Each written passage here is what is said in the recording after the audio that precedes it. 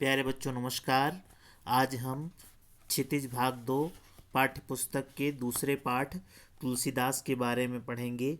तुलसीदास जिनका जन्म उत्तर प्रदेश के बांदा जिले के राजापुर गांव में सन 1532 में हुआ था।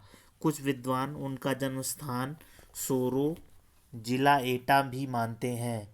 तुलसी का बचपन बहुत संघर्षपूर्ण था। जीवन के प्रारंभिक वर्षों में ही माता पिता से उनका बिछोह हो गया। माना जाता है कि गुरु कृपा से उन्हें राम भक्ति का मार्ग मिला। वे मानव मूल्यों के उपासक कवि थे। राम भक्ति परंपरा में तुलसी अतुलनीय हैं। रामचरितमानस कवि की अनन्य राम भक्ति और उनके सृजनात्मक कौशल का मनोरम उदाहरण है। उनके राम मानवीय मर्यादाओं और आदर्शों के प्रतीक हैं, जिनके माध्यम से तुलसी ने नीति, स्नेह, शील, विनय, त्याग जैसे उदात्त आदर्शों को प्रतिष्ठित किया। रामचरितमानस उत्तरी भारत की जनता के बीच बहुत लोकप्रिय है। मानस के अलावा कवितावली, गीतावली, दोहावली, कृष्ण गीतावली, विनय पत्रिका आदि उनकी प्रमुख रचनाएं हैं। अवधी और ब्रज भाषा दोनों भाषाओं में उनका समान अधिकार था। सन 1623 में काशी में उनका देहावसान हुआ। तुलसी ने रामचरितमानस की रचना अवधी में और विनय पत्रिका तथा कवितावली की रचना ब्रजभाषा में की। उस समय प्रचलित सभी काव्य रूपों को तुलसी की रचनाओं में देखा जा सकता है। रामचरितमानस का मुख्य छंद चौपाई है तथा बीच बीच में दोहे, सोरठे, हरिगीतिका तथा अन्य छंद पिरोए गए हैं। विनय पत्रिका की रचना गेय पदों में हुई है। कवितावली में सवैया और कवित्त छंद की छटा देखी जा सकती है। उनकी रचनाओं में प्रबंध और मुक्तक दोनों प्रकार के काव्यों का उत्कृष्ट रूप है। यह अंश रामचरितमानस के बालकांड से लिया गया है। सीता स्वयंवर में राम द्वारा शिव धनुष भंग के बाद मुनि परशुराम को जब यह समाचार मिला तो वे क्रोधित होकर वहां आते हैं। शिव धनुष को खंडित देखकर वे आपे से बाहर हो जाते हैं। राम के विनय और विश्वामित्र के समझाने पर तथा राम की शक्ति की परीक्षा लेकर अंततः उनका गुस्सा शांत होता है। इस बीच राम, लक्ष्मण और परशुराम के बीच जो संवाद हुआ उस प्रसंग को यहाँ प्रस्तुत किया गया है। परशुराम के क्रोध भरे वाक्यों का उत्तर लक्ष्मण व्यंग वचनों से देते हैं। इस प्रसंग की विशेषता है लक्ष्मण की वीर रस से पगी व्यंग्योक्तियाँ और व्यंजना शैली की सरस अभिव्यक्ति। राम लक्ष्मण परशुराम संवाद। नाथ संबुधन भंजनिहारा, होई केउ एक दास तुम्हारा। आयसु काह कहिय किन मोही, सुनि रिसाए बोले मुनि कोही। सेवक सो जो करे सेवकाई, अरि करनी करि करिय लराई। सुनहु राम जेहि शिव धनु तोरा, सहस बाहु सम सो रिपु मोरा। सो बिल गाऊ बिहाई समाजा, नत मारे जई हैं सब राजा। सुनि मुनि बचन लखन मुस्काने, बोले परसु धरहि अवमाने। बहुधनु ही तोरी लरिकाई, कबहु न यस ऋषि कीन्हि गोसाई।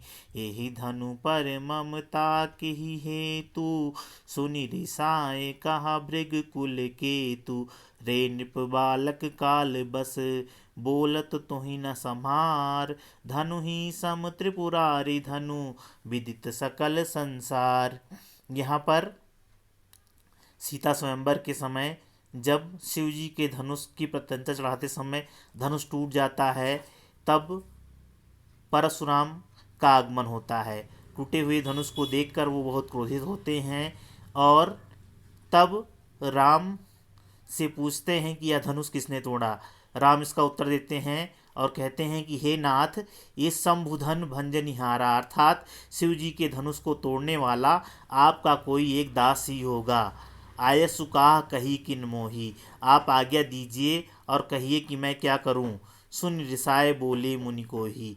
ऐसी बात सुनकर क्रोधी ऋषि परशुराम और अधिक गुस्सा हो जाते हैं और कहते हैं कि सेवक तो वही होता है जो सेवकाई करता है, अर्थात सेवा का धर्म निभाता है। अरि करनी करी करिए लड़ाई, और गलत कार्य करने पर लड़ाई भी करता है। सुनो राम, जिसने भी शिव का धनुष तोड़ा है वह सहस्त्रबाहु के समान मेरा सबसे बड़ा दुश्मन है, और जो भी इस धनुष को तोड़ने वाला है वह इस सभा से अलग हो जाए, नहीं तो सब राजा मारे जाएंगे। मुनि के वचन ऐसे वचन सुनकर लखन मुस्कुराते हैं। मुनि के ऐसे वचन सुनकर लक्ष्मण जी मुस्कुराते हैं और परशुराम की अवमानना करते हुए बोलते हैं कि हमने बचपन में बहुत सारे धनुष तोड़े हैं, लेकिन ऐसा क्रोध आपने कभी नहीं किया। हे देव, आपने ऐसा क्रोध कभी नहीं किया। इस धनुष पर ही ऐसी ममता किस लिए? सुनि रिसाएं कहा भृगकुल केतु। और ऐसा सुनकर भृगकुल के केतु, भृगकुल के परशुराम भृगु के वंशज हैं, और भृगुकुल केतु इसलिए उनको कहा गया है। भृगकुल केतु सुनकर ऐसी बात सुनकर क्रोधित हो जाते हैं और कहते हैं कि हे राजा के पुत्र, तुम अपने काल के वशीभूत होकर संभाल कर नहीं बोल रहे हो और शिव जी के धनुष को धनु ही के समान कहते हो। यह तो सारा संसार जानता है कि यह शिव जी का धनुष है और तुम इसे धनु ही कहते हो। आगे देखिए, लखन कहा हंसी हमरे जाना, सुनहु देव सब धनुष समाना। का क्षति लाभ जून धनु तोरे, देखा राम नयन के भोरे। छुअत टूट रघुपतहि न दोषु, मुनि बिनु काज करिय कत रोसु। बोले चितय परसु की ओरा, रे सठ सुनेहु सुभाव न मोरा। बालक बोली बधौ नहीं तोही, केवल मुनि जड़ जानहि मोही। बाल ब्रह्मचारी यति कोही, विश्व विदित क्षत्रिय कुल द्रोही। भुजबल भूमि भूप बिनु कीन्ही, विपुल बार महि देवन दीन्ही। सहस बाहु भुज छेद निहारा, परसु बिलोक महीप कुमारा। मातु पितहि जनु सोच बस, करसि महिष किशोर। गर्भन के अर्भक दलक दलन, परसु मोर अति घोर। यहाँ पर परशुराम के ऐसा वचन कहने पर लक्ष्मण जी कहते हैं, हंसकर कहते हैं कि हे मुनि, हमारी जान में तो सब धनुष एक समान ही हैं, और इस पुराने धनुष के टूट जाने से क्या क्षति और क्या वह लाभ होता, क्या नुकसान और क्या लाभ हुआ। तब राम ने अपने नयनों के कोरों से लक्ष्मण को देखा, अर्थात राम ने लक्ष्मण की तरफ थोड़ी गुस्से से देखा कि यह तुम क्या कह रहे हो। छुअत टूट रघुपतहि न दोसु, मुनि बिनु काज करिय कत रोसु। और यह धनुष जो बहुत पुराना था और उसके टूटने से कोई लाभ या हानि नहीं थी, वह राम जी के छूते ही टूट गया। राम ने जैसे ही उस धनुष को छुआ वैसे ही वह धनुष टूट गया। इसमें राम का कोई दोष नहीं है। और मुनि बिना काज के क्यों जो है रोष कर रहे हैं, क्यों क्रोध कर रहे हैं। बोले चितय परसु की ओरा, परशुराम ने अपने परस की ओर देखकर, अपने फरसे की तरफ देखकर कहा कि रे दुष्ट, तुमने मेरे स्वभाव के बारे में नहीं जाना है। बालक बोल बधौ नहीं तो ही, बालक जानकर मैंने तुम्हें नहीं मारा है। केवल मुनि जड़ जानहि मोही, और केवल जड़ मुनि ही मुझे मत जानो, केवल ऋषि मुनि ही मुझे मत जानो कि जो तुम्हें माफ़ कर देगा। मैं बालक जानकर तुम्हें अब तक नहीं मार रहा हूँ। मैं बाल ब्रह्मचारी हूँ, अत्यधिक क्रोधी हूँ, और यह सारा संसार मुझे क्षत्रिय कुल द्रोही के रूप में जानता है। मैंने अपनी भुजाओं के बल से इस भूमि को राजाओं के बिना किया है और अनेक बार ब्राह्मणों को दान में दे दिया है। सहस्त्रबाहु की भुजाओं को छेद करने वाला यह परशु मेरा बहुत विकराल है। हे महीप कुमार, हे राजा के पुत्र, इसे देखो। मात पिता ही जन सोच, बस अपने माता पिता के बारे में सोचकर कुछ करो महीप किशोर। हे राजा के पुत्र, अपने माता पिता के बारे में ही सोचकर कुछ करो। गर्भन के अर्भक दलन, गर्भ में भी पलने वाले शिशुओं का संहार करने वाला मेरा परशु यह अत्यंत घोर है, यह मेरा परशु अत्यंत कठोर है। बिहसी लखन बोले मृदुबानी, अहो मुनि सुमहाभट मानी। पुनि पुनि मोहि देखाव कठारू, चहत उड़ावन फूकी पहारू। यहाँ कुम्हड़ बतिया को नाही, जे तर्जनी देखी मर जाही। देखी कुठारु सरासन बाना, मैं कछु कहा सहित अभिमाना। भृगुसुत समझ जनेऊ बिलोकी, जो कछु कहूँ सहूँ रिस रोकी। सुर महिसुर हरिजन अरुगाई, हमरे कुल इन पर न सुराई। बधे पाप अपकीरति हारे, मारतहु पापरिय तुम्हारे। कोटि कुलिस सम बचन तुम्हारा, व्यर्थ धरहूँ धनुबान कुठारा। जो बिलो की अनुचित कहूँ, क्षमऊ महामुनि धीर। सुनि सरोस भृगुवंश मनि, बोले गिरा गंभीर। बिहस लखन बोले मृदुवानी, और परशुराम के इस प्रकार कहने पर कि गर्भ में भी पलने वाले शिशुओं का संहार करने वाला मेरा यह फरसा अत्यंत कठोर है। लक्ष्मण जी मुस्कुराते हैं और बड़ी मीठी वाणी में बोलते हैं कि अहो मुनीषु महाभट मानी, हे मुनिवर, मैंने तो आपको अत्यंत बुद्धिमान और अत्यंत विद्वान माना था। पुनि पुनि मोहि दिखाव कुठारू, और बार बार मुझे अपना यह फरसा दिखाकर आप चाहत उड़ावन फूंक पहाड़ू, और आप फूंक मारकर पहाड़ उड़ा देना चाहते हैं। यहाँ कुम्हड़ बतिया को नाही, यहाँ कद्दू की छोटी कोमल बतिया अर्थात कोमल फल जैसा कोई नहीं है, जो तर्जनी अर्थात तर्जनी उंगली को दिखा देने से ही मर जाए, अर्थात उंगली दिखाने से ही जिसका संहार हो जाए, ऐसा कद्दू का कोमल फल कोई नहीं है। देख कुठार सरासन बाना, आपके कुठार और बाण तरकस और बाण को देखकर मैं कछु कहा सहित अभिमाना, मैंने आपको वीर जानकर कुछ अभिमान सहित कहा था। भृगुसुत समझ जनेऊ बिलोकी, जो कछु कहो सहो रिस रोकी। और हे भृगुसुत, आपके जनेऊ को देखकर मैंने, आपने जो कुछ कहा वह मैंने क्रोध को रोककर सुन लिया। सुर महिसुर हरिजन अरुगायु, देवता, ब्राह्मण, हरिजन और गाय हमारे कुल में इन पर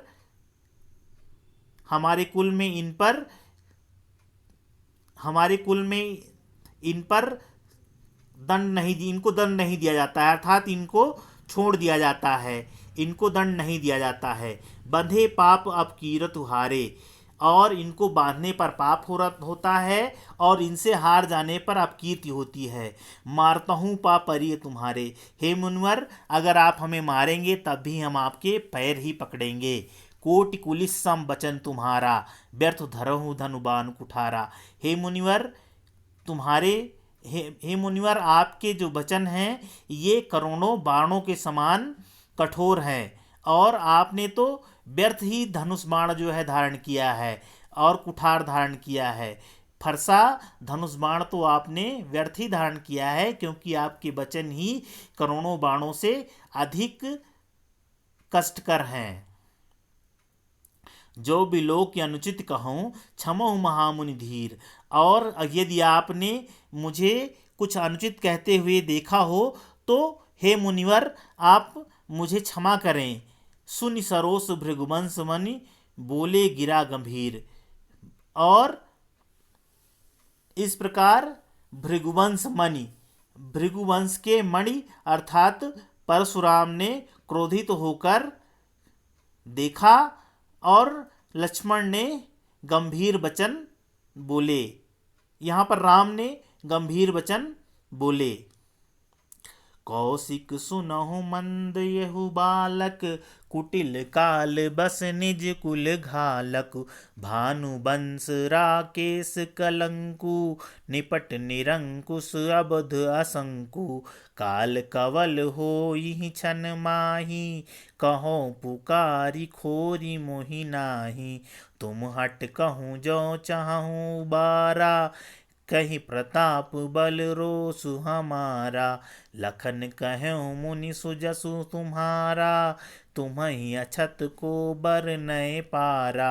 अपने मुँह तुम आपन करनी, बार अनेक भांति बहु बरनी। नहीं संतोष तपुनि कुछ कहूँ, जनि ऋषि रोक दुसह दुख सहूँ। वीर व्रती तुम धीर अछोभा, गारी देत न पावहु शोभा। सूर समर करनी करही, कहीं न जनावहीं आपु। विद्यमान रन पाई रिपु, कायर कथहि प्रताप। यहाँ पर कौशिक विश्वामित्र के लिए इस्तेमाल किया गया है। विश्वामित्र को संबोधित करते हुए परशुराम कहते हैं कि हे विश्वामित्र, सुनो, यह बालक मंदबुद्धि है और कुटिल काल बस निज कुल घालक, और यह काल के वशीभूत होकर अपने कुल को नष्ट करने वाला है। भानुवंश राकेश कलंकु, जिस प्रकार सूर्य के वंश में चंद्रमा कलंकी है, निपट निरंकुश अबुध असंकु, ठीक उसी प्रकार यह बालक भी निरंकुश और बुद्धिहीन है, और यह एक ही क्षण में काल के वशीभूत हो जाएगा। और मैं यह बार बार जोर देकर कहता हूँ कि लोग मुझे इस पर दोष न दें। अगर तुम चाहो तो तुम इसे अगर उबारना चाहो तो तुम इसे डांट डपट कर समझा लो, और मेरा बल और प्रताप इसे तुम समझा दो। लखन कहो मुनि सुजस तुम्हारा। फिर लखन कहते हैं कि मुनि, आपका सुजस आपने बार बार अपने ही मुंह से कह दिया है। अपने मुंह तुम आपन करनी, अपने मुंह से आपने अपनी बड़ाई बार बार की है।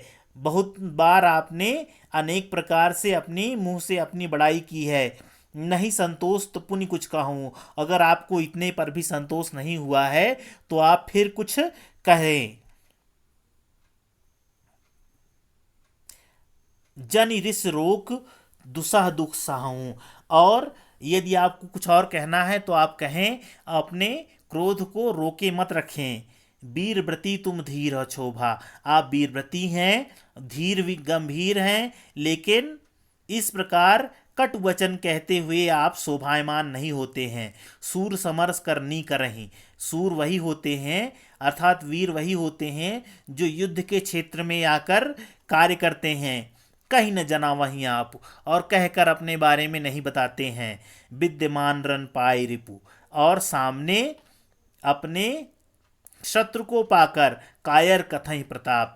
कायर व्यक्ति जो वह होता है वो अपने प्रताप को कहता है, वो अपनी वीरता के बारे में बखान करता है, युद्ध नहीं करता है। आगे देखिए, तुम तो काल हाक जनु लावा, बार बार मोहि लागी बोलावा। सुनत लखन के बचन कठोरा, परसु सुधारि धर्यों कर घोरा। अब जनि देह दोष मोहि लोगु, कटुबादी बालक बध जोगु।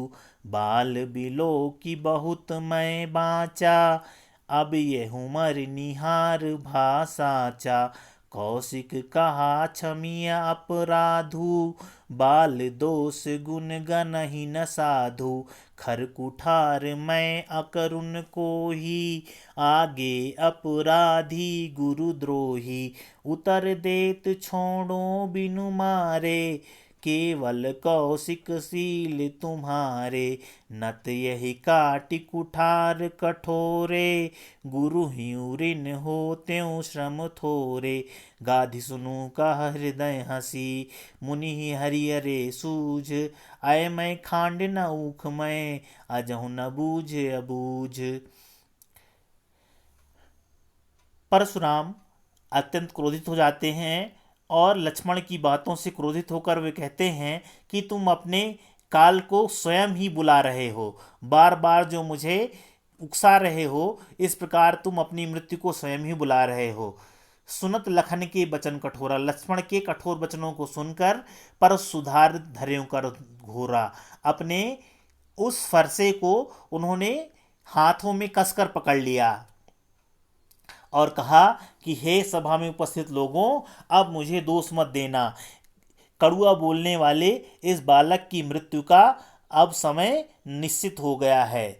बालक जानकर मैंने इसे बहुत बचाया है, अब यह मरनिहार भाषाचा, अब यह मृत्यु के समीप आ गया है, यह बात सत्य है। कौशिक कहा क्षमी अपराधु, कौशिक अर्थात विश्वामित्र ने कहा कि हे मुनिवर, इस बालक के अपराध को क्षमा कीजिए।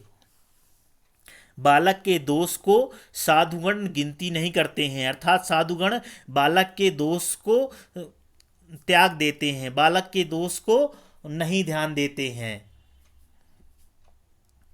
खर कुठार में अकरुण को ही, मैंने अपने हाथों में यह जो फरसा लिया है और मैं आगे अपराधी गुरुद्रोही, मैं अपने गुरु का द्रोही भी हूँ और अपराधी भी हूँ, उतर देत छोड़ो बिनु मारे, और ऐसा कठोर वचन कहने पर मैं बिना मारे छोड़ता नहीं।